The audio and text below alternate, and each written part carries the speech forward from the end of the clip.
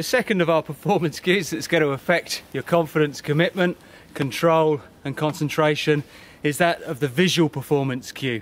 If you look ahead and see something you're not particularly familiar with or appears threatening, you can build it up and turn a mountain, or a molehill even, into a mountain.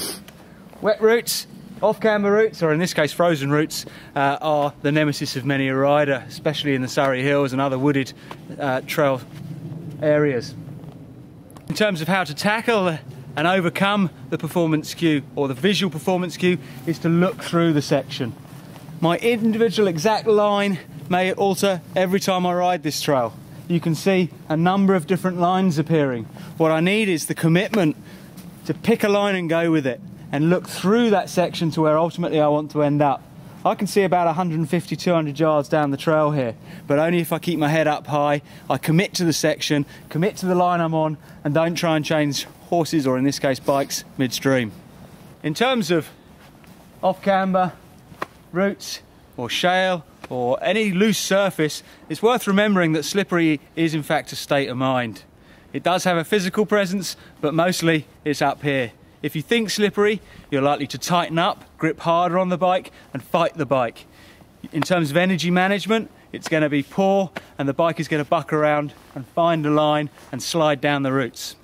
Thinking more positively about it, if I relax, look through the section, breathe and project ahead of the bike, my confidence will be higher, my commitment needs to be higher, but ultimately the result will be a much smoother ride.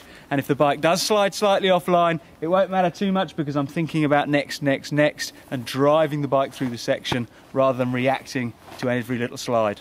Entry to the section, I'm looking through, concentrating ahead, relaxed on the bike, and able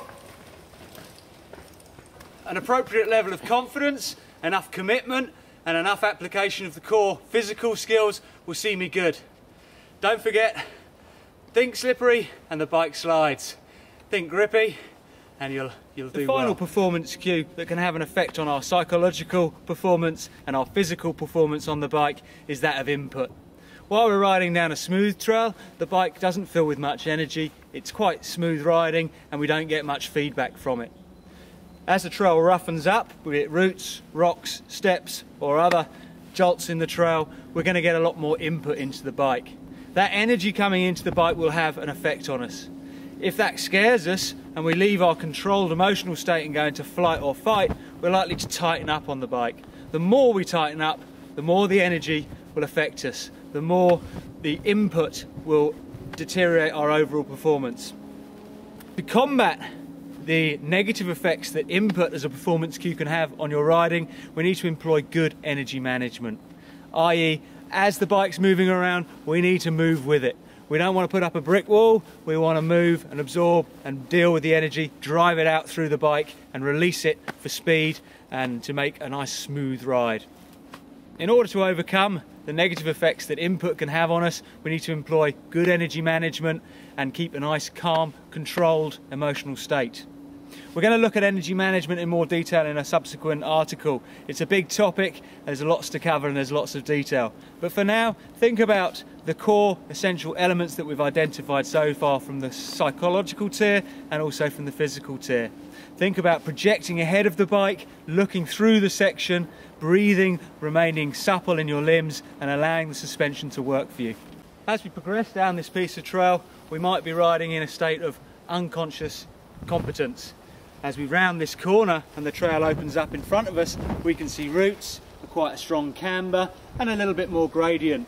That'll take us perhaps into the conscious competent, so we can think through what we need to do. Good idea in this situation. What we don't want to do is revert to the conscious incompetent and start worrying that we don't have those skills. Chances are you do, but we just need to relax. We need to let the mind dance off down the trail and the thinking body follow behind in its wake.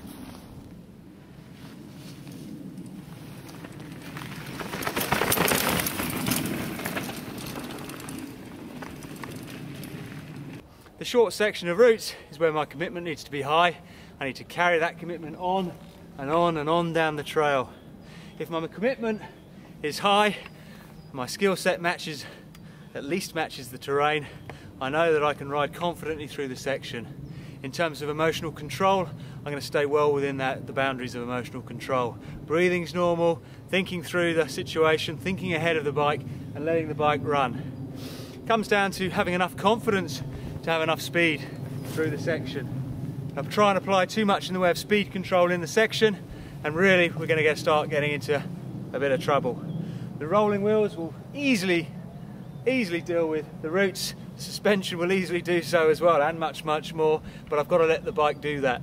And if I stay relaxed and think ahead of the bike, commit, have confidence, my concentration is way ahead of the bike and my emotional control is good, then everything is going to be hunky-dory.